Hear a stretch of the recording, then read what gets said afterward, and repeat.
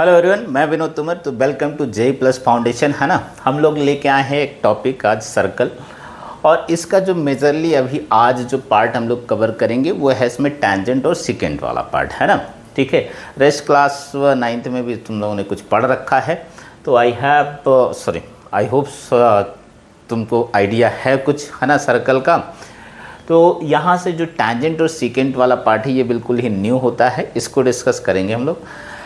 तो आओ, है ना, पहले तो समझते हैं कि है ना, एक लाइन और सर्कल रिलेटिवली कैसे प्लेस हो सकते हैं, है ना, रिलेटिवली कैसे प्लेस हो सकते हैं। तो इसको देखो, तो टॉपिक यही है हमारा, टैंजेंट एंड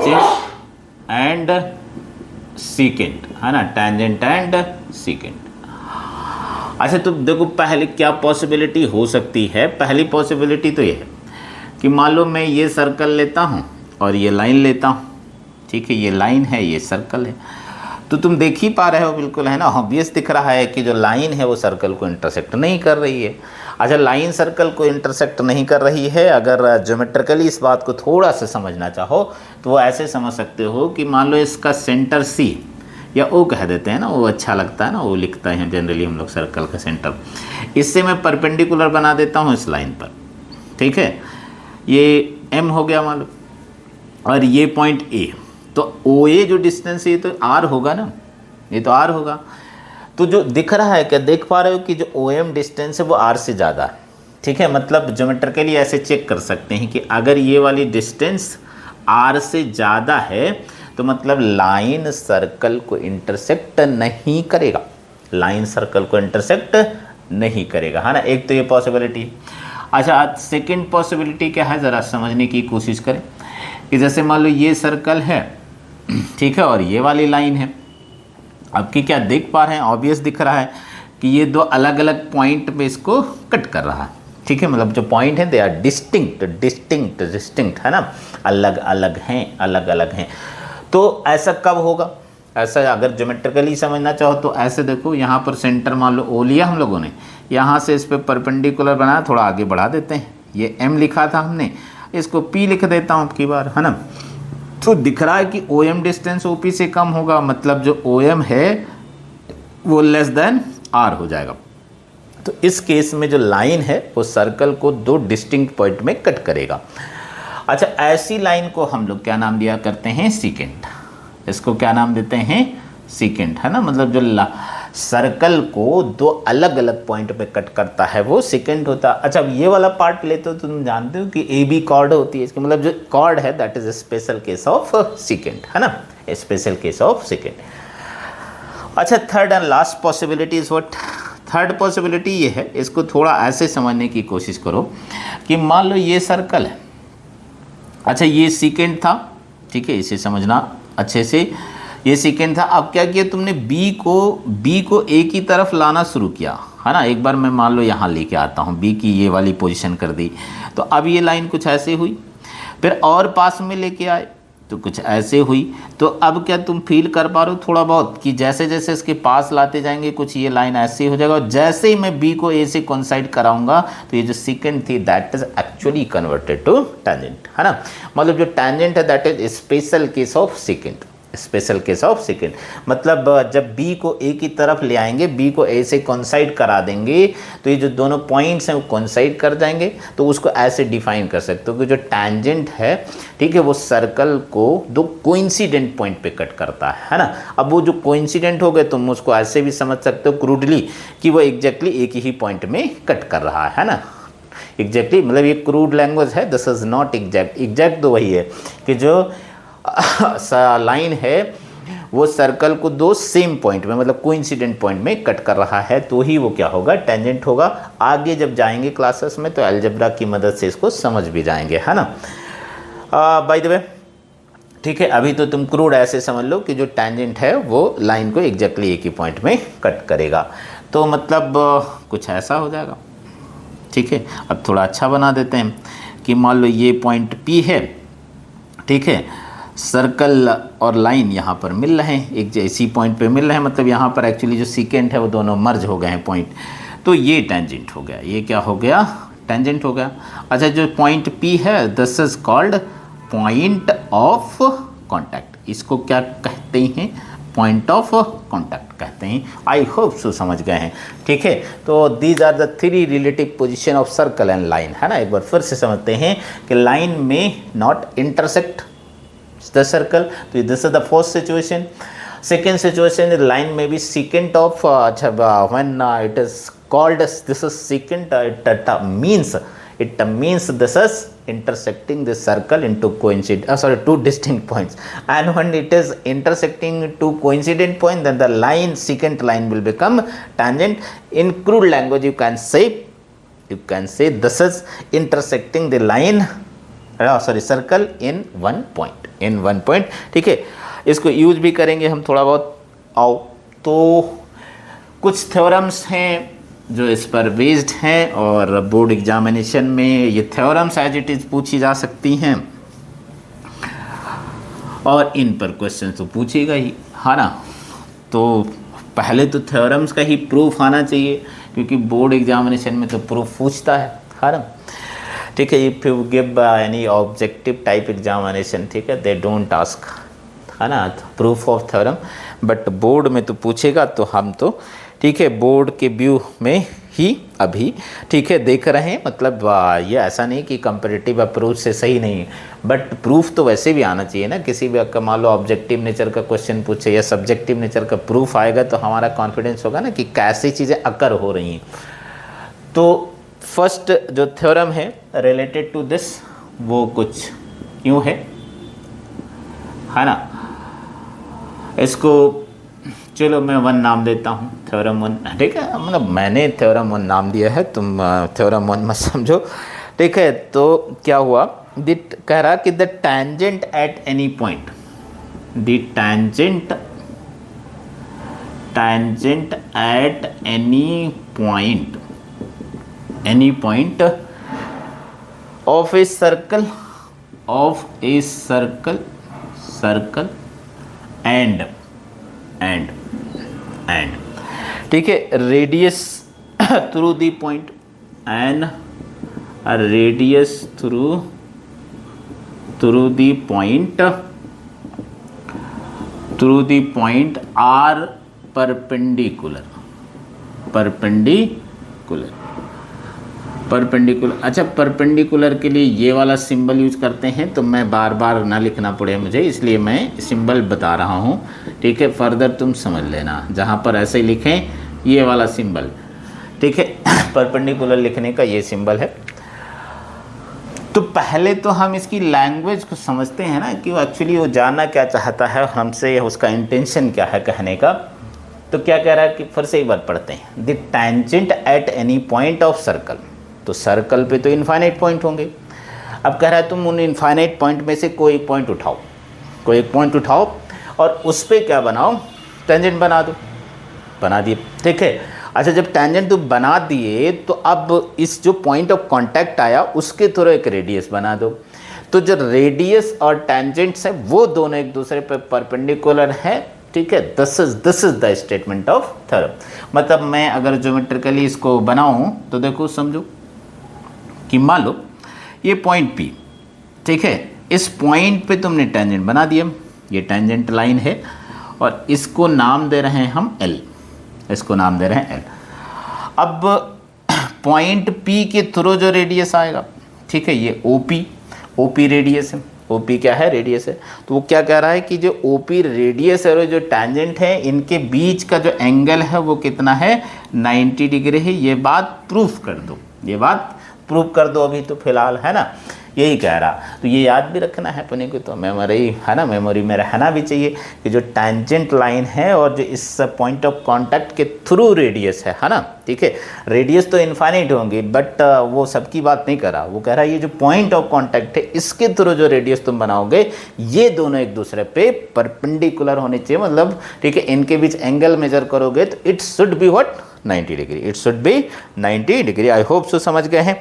तो जो गिवन है, ठीक है, हाँ, वो हम लिख देते हैं, ठीक है, क्योंकि बोर्ड में तुम अगर पेपर देते हो तो ऑब्वियसली वो लैंग्वेज तुमको बोर्ड में लिखना पड़ेगा, है ना। तो due to this I am writing here. तो गिवन क्या है, गिवन अपने को a circle with center O and a line L and line L tangent to circle at which point, at point P। ये इतनी बात की बनती है अपने को, है ना। अच्छा, अपने को प्रूफ क्या करना, प्रूफ ये करना है कि ये जो OP है ये L पे परपेंडिकुलर है। तो लिख देता हूँ मैं टू प्रूव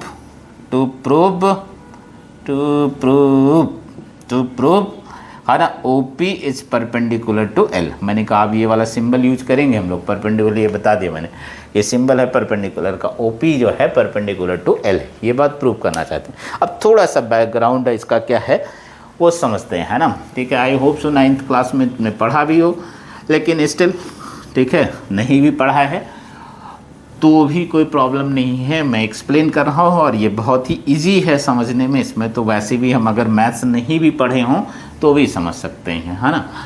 कि मान लो तुम तो ऐसे समझो कि ये कोई लाइन है, लाइन थोड़ी देर के लिए तुम इसको वॉल कंसिडर कर लो और तुम यहाँ खड़े हो पॉइंट P पर खड़े हो। अब तुम इस P पे से खड़े होकर इस दीवार तक जाना चाहते हो, ठीक है, और सबसे मिनिमम टाइम में जाना चाहते हो, तो तुम्हारे पास जाने के इस लाइन पे, मतलब जो दीवार थी उस पे तो इनफाइनाइट पॉइंट होंगे, ये तरीका भी होगा जाने का, ये वाला तरीका भी होगा, है ना। ठीक है, ऐसे भी पहुंच सकते हैं, ठीक है, मान लो ये Q3 है, ऐसे भी पहुंच सकते हैं, Q4 है, और एक इसमें से थोड़ा स्पेशल बना रहे हैं, ये OA है, ये वाला भी रास्ता होगा। ठीक है, तो मिनिमम टाइम में मतलब सबसे कम डिस्टेंस कवर करना चाहते हो तुम, है ना। ठीक, तो सबसे कम डिस्टेंस कवर करना चाहते हो, तो अगर ये 90 डिग्री हो जाए तो देखो क्या बाकी रेस्ट की डिस्टेंसेस ये तुमने जो कवर करी हैं वो इससे ज़्यादा होंगी PA से, यस, है ना। ठीक, क्यों, रीज़न क्या होगा, क्योंकि जो बाकी की डिस्टेंसेस हैं वो इस वाले के रिस्पेक्ट में हाइपोटेन्यूज है ना। तो हाइपोटेन्यूज की लेंथ तो सबसे ज़्यादा होती है ना ट्रायंगल में। तो आई होप सो अब तो समझ गए होंगे कि मतलब अगर हम परपेंडिकुलरली मूव करेंगे तो सबसे कम टाइम में पहुंचेंगे, मतलब सबसे लीस्ट डिस्टेंस कवर करेंगे जब हम कहाँ पहुंच जाएंगे, परपेंडिकुलरली जाएंगे। तो यही वाला एस्पेक्ट हम लोग यूज करेंगे इस थ्योरम को प्रूफ करने के लिए, है ना। ठीक है, तो आओ प्रूफ लिखते हैं। ठीक, अच्छा एक बार डायग्राम बना लेता हूँ आपस में, है ना, जो दिया था, ताकि देख पाए हम लोग कि मान लो ठीक है, ये था अपने पास टेंजेंट किस पॉइंट पर, पॉइंट P पर था, ये टेंजेंट था, इस लाइन को नाम दिया था हम लोगों ने L, और ये OP रेडियस था, यही प्रूव करना था कि ये 90 डिग्री। तो फॉर दिस, ठीक है, एक छोटा सा कंस्ट्रक्शन कर लेते हैं। छोटा सा कंस्ट्रक्शन ये है कि इस पर कोई पॉइंट ले लेते हैं, क्यों, है ना, और इसको ज्वाइन कर देते हैं। अच्छा, जो तुमने किया है वही जो है लिख दो। ठीक है, take a point Q on L and join OQ, मतलब OQ को ज्वाइन कर दिया। ठीक, अब समझो कि अगर मैं मान लो इस पॉइंट को A लिख देता हूँ, OP डिस्टेंस प्रूफ लिख रहे हैं, तो जो पॉइंट OQ डिस्टेंस अगर मैं लिखूं, OQ डिस्टेंस देखो तो कितना होगा, OA प्लस AQ हो जाएगा क्या। ठीक, OA प्लस AQ हो जाएगा। अच्छा, OA प्लस OQ हो जाने का क्या सेंस हुआ कि ये जो OA है ये तो रेडियस है, अच्छा ये भी रेडियस है, मतलब ये जो डिस्टेंस है OQ वो R से ज़्यादा है।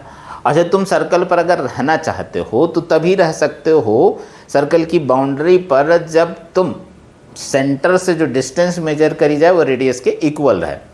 अब ये तो बहुत ऑब्वियस दिख गया कि OQ जो है वो OA प्लस AQ है, तो ऑब्वियसली, है ना, मतलब जो ये डिस्टेंस है OQ वो रेडियस से ज़्यादा।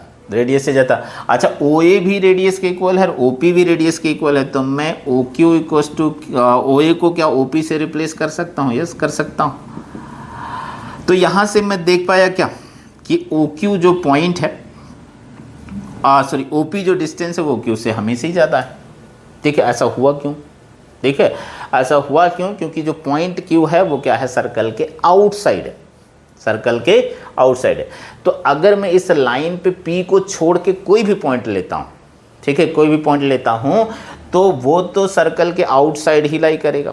अच्छा, सर्कल के जैसे ही आउटसाइड लाई करेगा तो ये जो डिस्टेंस है वो हमेशा ओपी से ज़्यादा हो जाएगी।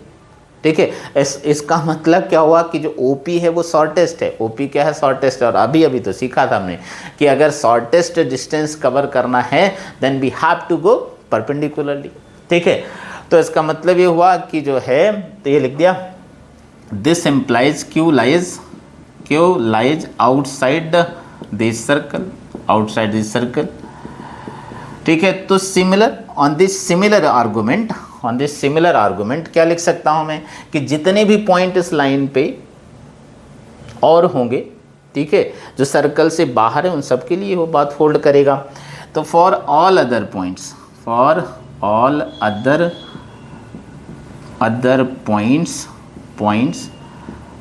देन क्यू, देन पी, मतलब पी को छोड़ दो।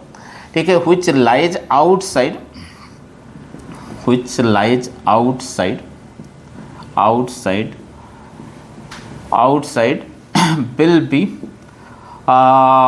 will have, अब लैंग्वेज तुम थोड़ा बहुत अपने से चेंज कर लेना, will have length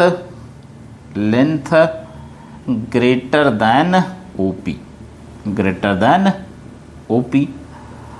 इसका मतलब ये हुआ कि OP जो है वो शॉर्टेस्ट है। This implies OP is shortest.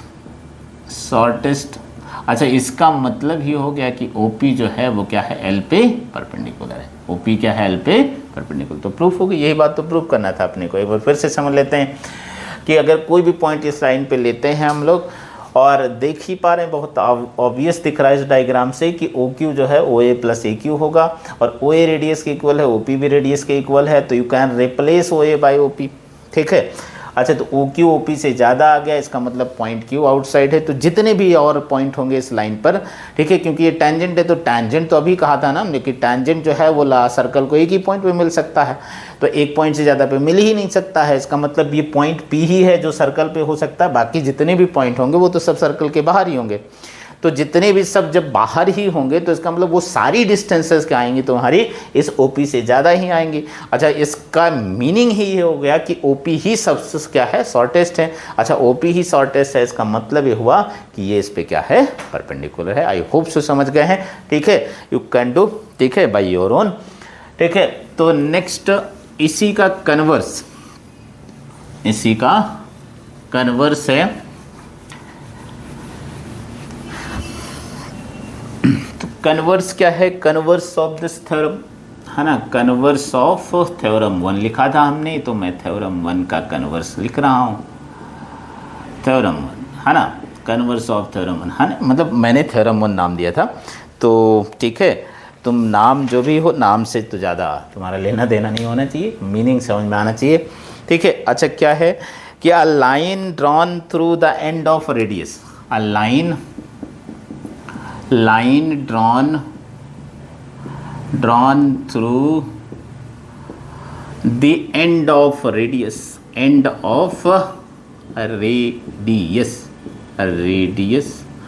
ठीक है, and perpendicular to it is tangent है ना। तो अब की बार वहाँ पे प्रूफ क्या किया था, एक बार फिर से रिवाइज कर लेते हैं ना, कंफ्यूज ना हो। वहाँ पे ये था कि टेंजेंट पहले से दिया था, और उस पर तुमने जो रेडियस बनाया था तो प्रूफ करना था कि रेडियस परपेंडिकुलर है टेंजेंट पे। अच्छा, यहाँ पे क्या दिया है कि वो यहाँ पे बता रहा है कि रेडियस दे दिया उसने, कोई भी रेडियस दे दिया। अब रेडियस तो इनफाइनिट होंगे हमने कहा, तो एक रेडियस ले लो तुम इनफाइनिट रेडियस में से, और उसका जो एंड आए उस पर क्या करो, तुम एक लाइन बना दो, उस पर लाइन बना दो। और लाइन ऐसे बनाना है कि जो लाइन हो, लाइन हो और जो रेडियस हो एक दूसरे पे परपेंडिकुलर हो। तो प्रूफ क्या करना है तुमको कि जो वो अब जो लाइन आई है मतलब वो जो जनरल लाइन थी, ठीक है, वो एक्चुअली क्या होगी, टेंजेंट होगी। ये बात तो प्रूफ करनी है। तो एक बार मैं है ना ऐसे ज्योमेट्रिकली समझाता हूँ। क्या मतलब है कि मान लो, ठीक है, ये सर्कल है, ये इसका सेंटर है, तो रेडियस तो हमने कहा इनफाइनाइट होंगे। मान लो ओपी वाला रेडियस लिया हम लोगों ने, ठीक है, वो इनफाइनाइट रेडियस में ओपी वाला लिया। अब ये क्या कह रहा है कि तुम इस पॉइंट पे एक लाइन बना दो, इस पॉइंट पे एक लाइन बना दो, इसको मान लो एल नाम दिया, और इस तरह से बनाओ कि ये एंगल 90 डिग्री रहे। This also gives the idea of constructing a tangent, है ना। तो ये बना दिए। अब क्या कह रहा है कि ये प्रूव करो कि ये लाइन टेंजेंट है। तो बेसिक आइडिया क्या है ज़रा समझना। टेंजेंट की डेफिनेशन पे चाहते हैं, है ना, ठीक है। तो ये प्रूव करना है कि ये लाइन क्या है, इसके लिए टेंजेंट है पहले तो, है ना, ठीक है। जो गिवन है वो एक बार लिख देते हैं, है ना। गिवन क्या है, द लाइन एल इज, ठीक है, अ सर्कल विद सेंटर हो, है ना, क्योंकि हमने कहा लैंग्वेज, है ना, तुमको एक्सप्लेन करना पड़ेगा सब एग्जाम में, अगर बोर्ड एग्जाम में जाते हो तो सर्कल विद सेंटर हो, a circle with centre O, centre O, OP is radius, OP is radius and L is line through P, and L is line through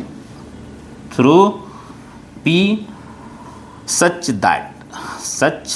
that जो OP है वो L पे क्या है, परपेंडिकुलर। इतनी बातें तो बता ही रखी थी ना उसने, ये सब लैंग्वेज में उसने बता रखा है कि a line is drawn through, है ना, एंड ऑफ रेडियस, ये एंड ऑफ रेडियस है, इस पे तुमने, है ना, लाइन बना दिया, ठीक है, जो इस पे परपेंडिकुलर, ये सब बातें दे रखी हैं। अपने को क्या प्रूव करना है, बस ये प्रूव करना है कि ये जो लाइन है वो क्या है, इस पे टेंजेंट है। तो सिमिलर आइडिया हम लोग यूज करेंगे फिर से, ठीक है। ये लाइन क्या है, इस पे परपेंडिकुलर है, ओ सॉरी, लाइन क्या है, टेंजेंट। तो अब एक बहुत जो बेसिक बात है वो ये है कि अगर ये टेंजेंट है तो तुमको क्या दिखाना पड़ेगा कि P के, है ना, को छोड़ के, P को छोड़ के और कोई इंटरसेक्शन पॉइंट इसका सर्कल के साथ नहीं हो सकता, क्योंकि यही तो कहा था हम लोगों ने कि टेंजेंट होगा तो इस सर्कल को एग्जैक्टली एक ही पॉइंट पे कट करेगा, अन्य का कोइंसिडेंट पॉइंट पे कट करेगा, है ना। This is the exact language. तो अभी तो यही यूज करना पड़ेगा कि ये जो लाइन है वो केवल P पे ही इसको कट कर रहा है और कहीं कट नहीं कर रहा है, ठीक है। तो प्रूफ हो जाएगा कि जो लाइन है वो इसके लिए टेंजेंट है। तो गिवन क्या है अपने को, तो वो तो लिख दिया हम लोगों ने। प्रूफ क्या करना है वो लिख देते हैं, to prove this line L, the line L, the line L, L is tangent to circle, है ना। ये प्रूव करना है कि जो लाइन है, ठीक है, वो क्या है, टेंजेंट है सर्कल के लिए। हमने कहा what the idea B use, ठीक है। तो जो बेसिक आइडिया हमने कहा वो क्या यूज करेंगे हम लोग, हम यही यूज करेंगे कि जो लाइन है, ठीक है, वो इस सर्कल को एग्जैक्टली एक ही पॉइंट पे कट कर रहा है। तो एक कंस्ट्रक्शन कर लेते हैं वही फिर से कि एक पॉइंट Q ले लेते हैं और इसको ज्वाइन कर लेते हैं, है ना। तो ये कंस्ट्रक्शन फिर से लिख देता हूँ, take a point Q on L, take a point Q on L and join OQ, join OQ, ये ज्वाइन कर दिया, ठीक। अब जो है ना, हमने कहा क्या दिखाना है अपने को कि ये जो लाइन है वो एक ही पॉइंट पे कट करता है। तो अभी डिस्कस किया था हम लोगों ने कि जो परपेंडिकुलर डिस्टेंस होता है किसी पॉइंट से वो शॉर्टेस्ट होता है। मतलब जो OP है ये परपेंडिकुलर डिस्टेंस है, तो यही सबसे शॉर्टेस्ट होगा। इस लाइन पे कोई भी पॉइंट लेंगे तो इतना मैं लिख लेता हूँ फिर से कि of all distances from a point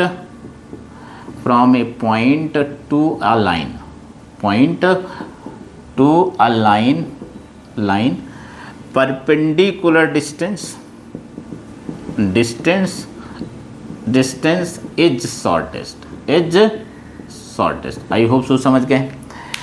तो इसका मतलब तो ये हुआ इसका मतलब ये हुआ कि जो OQ डिस्टेंस, OQ डिस्टेंस ये OP से ऑलवेज बड़ा ही होगा। क्यों होगा? रीजन तो समझ सकते हैं, क्योंकि यही इस पे परपेंडिकुलर था और कोई इस पे परपेंडिकुलर नहीं।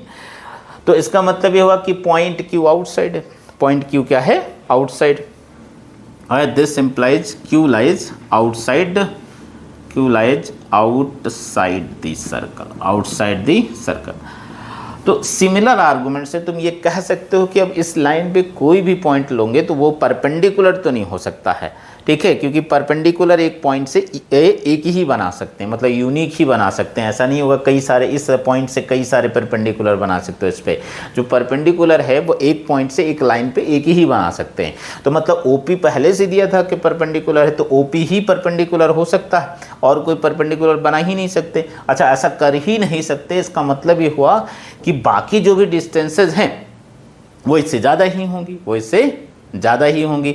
तो इसका मतलब ये हुआ कि जो लाइन है वो केवल इसी पॉइंट पे मिल सकता है। क्यों? क्योंकि ये रेडियस के इक्वल है, ये रेडियस के इक्वल है ना, ठीक है। बाकी सारे पॉइंट्स रेडियस से ज़्यादा हो जाएंगे, तो वो सब पॉइंट्स के साथ जो है वो सर्कल के बाहर ही लाई करेंगे। ये बहुत ऑब्वियस समझ सकते हो, क्योंकि सर्कल पे रहने के लिए, ठीक है, जो डिस्टेंसेज हैं, ठीक है, वो मतलब सेंटर से सरकमफेरेंस तक की डिस्टेंस हमेशा रेडियस के इक्वल होता है। तो कोई भी पॉइंट अगर सर्कल पे लाई करेगा तो उसकी डिस्टेंस रेडियस के इक्वल आना चाहिए। बस ऐसा हो ही नहीं सकता, क्योंकि बाकी जितनी भी डिस्टेंसेज हैं वो सब OP से ज़्यादा है, OP से ज़्यादा है, क्योंकि हमने कहा कि एक पॉइंट से यूनिक हम परपेंडिकुलर बना सकते हैं, ठीक है। तो अब OP गिवन ही था, उस पहले से ही बता रहा था कि OP परपेंडिकुलर है। तो इसका मतलब ये हुआ कि ऐसा केवल एक ही पॉइंट है P जहाँ पर लाइन और सर्कल मिल रहे हैं। इसका मतलब ये हुआ कि ये लाइन क्या है? टेंजेंट। ये लाइन क्या है? टेंजेंट है। तो इस बात को लिख देते हैं, thus every point on the line L other than point P, thus every point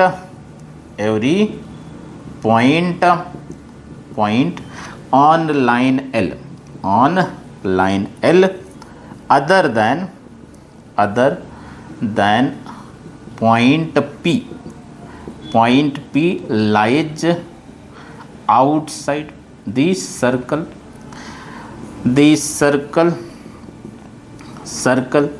ठीक। अच्छा, इसका मतलब ये हुआ, ठीक है, this implies line L meets the circle only at P, it means ये हुआ line L is tangent to circle at P। I hope so समझ गए होंगे, ठीक है। एक बार फिर से समझ लेते हैं, है ना, थोड़ा सा, कि अगर किसी भी पॉइंट को सर्कल पर रहना है तो सर्कल पर रहने के लिए रिस्ट्रिक्शन है कि सेंटर से जो डिस्टेंस है उसकी वो रेडियस के इक्वल आना चाहिए।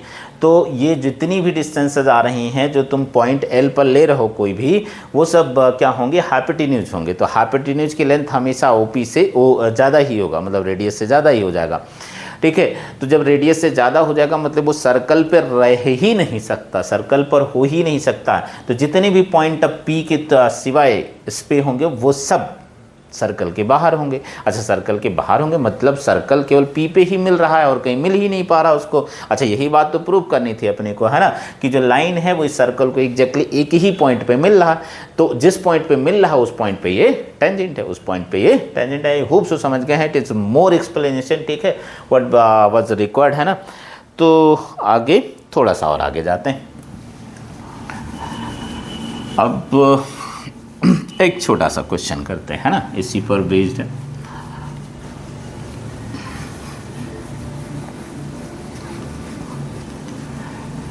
क्वेश्चन ये है कि there are two concentric circles, there are two concentric circles of radii, अच्छा, radii is the plural of radius, है ना।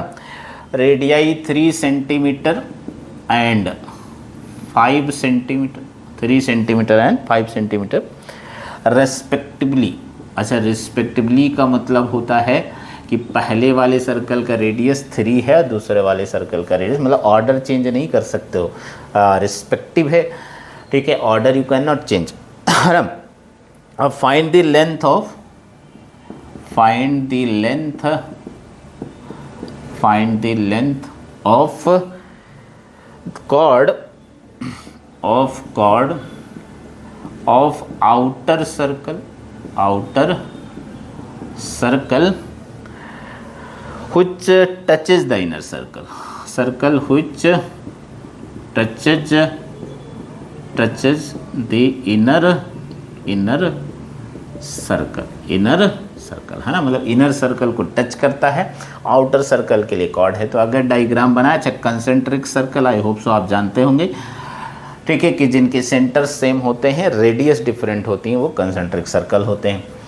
तो ये सपोज दो सर्कल्स हैं, दोनों का सेंटर सेम ही है, मान लो O है। अच्छा, बाहर वाले इसका जो टेंजेंट है, इसका जो टेंजेंट है, मान लो ये पॉइंट P है, इस पर ये टेंजेंट है, वो बाहर वाले सर्कल का कॉर्ड है। तो अभी तो सीखा हम लोगों ने, है ना, कि ये पॉइंट P कह देते हैं कि जो पॉइंट ऑफ कांटेक्ट के थ्रू रेडियस होता है वो टेंजेंट पे परपेंडिकुलर होता है। तो ये इसका मतलब 90 डिग्री होगा। और पहले से हम जानते हैं कि अगर मैं सेंटर से किसी कॉर्ड पे परपेंडिकुलर ड्रॉ कर दूं तो उसको बाइसेक्ट करता है, ठीक है। तो इसका मतलब ये वाला इसके इक्वल ही होना चाहिए, AP और PB ये दोनों इक्वल होना चाहिए। अच्छा, तो ये ज्वाइन कर दूँ, अगर मैं सेंटर से सरकमफेरेंस पे कोई भी पॉइंट ज्वाइन करूँगा, चाहे A को चाहे B को, तो रेडियस आएगा। तो बाहर वाला रेडियस तो उसने दिया है, कितना है 5 है, और अंदर वाले का रेडियस भी 3 है। तो अब क्या तुम देख पा रहे हो कि ये 90 डिग्री है, तो पाइथागोरस थ्योरम लगा दो कि जो OA स्क्वायर होगा वो OP square plus AP square के इक्वल होगा। अच्छा, OA तो नोन है, तो 25 हो गया, ये 9 हो गया, और प्लस AP स्क्वायर तो चाहिए हमको। तो AP की वैल्यू यहाँ से 4 आ गई, है ना, AP आ गया 4, इतना सिंप्लीफाई तो कर लोगे। अच्छा, अब जो कॉर्ड है ये तो इस पॉइंट पे बाइसेक्टेड है, तो इसकी जो लेंथ होगी वो तो इसका डबल होगा, मतलब AB जो है वो ट्वाइस ऑफ AP हो जाएगा। तो 2 × 4 कर दो तो कितना आ जाएगा 8। अब अगर सेंटीमीटर में था तो सेंटीमीटर हो जाएगा, यस सेंटीमीटर में था, है। तो आई होप सो समझ पाए होंगे। इन दो थ्योरम्स को पढ़ते हैं, ठीक है, मिलते हैं नेक्स्ट क्लास में, ठीक है, आज यहीं तक, थैंक यू।